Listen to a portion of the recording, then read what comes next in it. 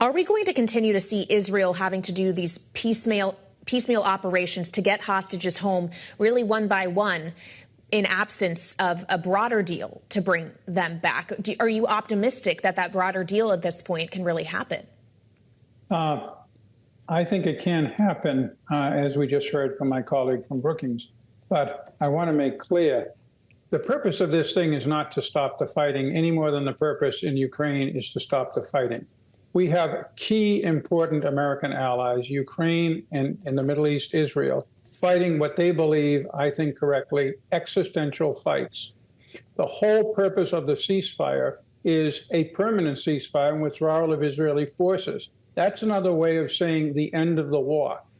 Israel is not going to end this war, nor Hamas, until they are sure that they have achieved their goals or that they cannot achieve their goals. Israel is far closer than Hamas every time they rescue a hostage, every time they deter or contain threats from Hezbollah, from Lebanon, or from Iran, as they're doing now. Israel moves closer to this. At some point, Hamas will cave. But in and of itself, a ceasefire is not necessarily a good thing for either side. It's certainly good for the hostages, but there are the fate of nations are at stake here.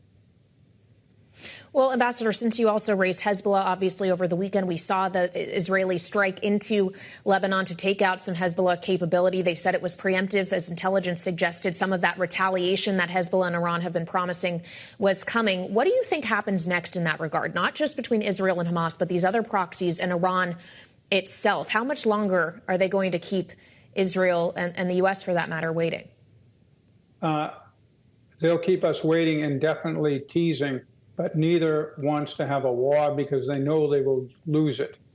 Probably that would be true if they were dealing with Israel alone. But President Biden, to his credit, has made clear that the United States Air Force and Navy will be in on the fight. And there's no way that they can sustain themselves against that. This is a game changer in the whole Middle East, over 20 years of Iranian advancement. That's the larger picture within which the fighting in Gaza is taking place. Well, and it is this wider picture that we have to keep tabs on. To what extent do you think the ongoing ceasefire talks, knowing that these parties are all at the table, is actually acting as a restraint on Iran and Hezbollah and the other proxies' actions here? Are they waiting to see if there is a tangible outcome of these negotiations? I don't think so. I think they're not attacking because I think it's the reverse. If they could credibly threaten Israel or actually credibly do serious damage to Israel, that would encourage their outcome of Gaza, which is not a ceasefire per se, but a Hamas victory in a ceasefire. But they're not capable of doing that. So I think that they are deterred. They don't particularly want a ceasefire if that means an Israeli victory and the defeat of one of Iran's major proxies, Hamas. But they don't know how to influence this. They're frustrated. And that's in a way good because it's keeping them from acting. Ambassador, it's also noteworthy that this week we are marking 3 years since the U.S. withdrawal from Afghanistan in August of 2021. It's something Donald Trump has been calling attention to on the campaign trail this week. We've seen him and other Republicans arguing that that chaotic withdrawal actually has contributed to what has happened in terms of geopolitical conflict over the last 3 years, including what's going on in the Middle East right now. I asked Jennifer Kavanaugh, Senior Fellow and Director of Military Analysis at Defense Priorities, about that on this program yesterday. This is what she told me, and I'll have you respond. There's just really no evidence that links the withdrawal from Afghanistan to any of the conflicts that we've seen broken out since then, either in Ukraine or in the Middle East. It hasn't really damaged U.S. relationships with any of its European or Asian allies or partners. It didn't really have any ramifications in the Middle East. Ambassador, do you share that view?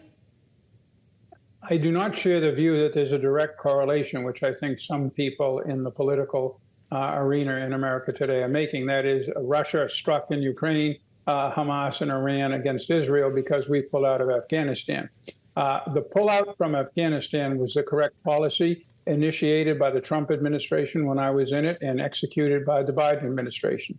The execution was terrible, a huge flaw and a huge blow to the Biden administration it never recovered from. But the problem is, and I'm old enough to remember Vietnam, I was there on the ground in the ceasefire in 1973.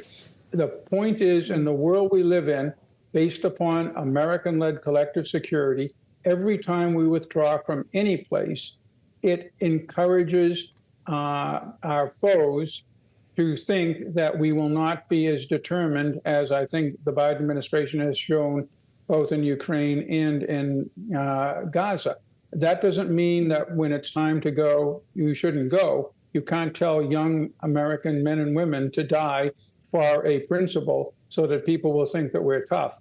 But you have to handle it well. Again, aside from the way that the withdrawal took place, I support and supported then the Afghan withdrawal. But foreign affairs and running a global collective security system isn't for sissies. It's a very, very tough job. And there are always these accusations. There's a bit of truth in all of them.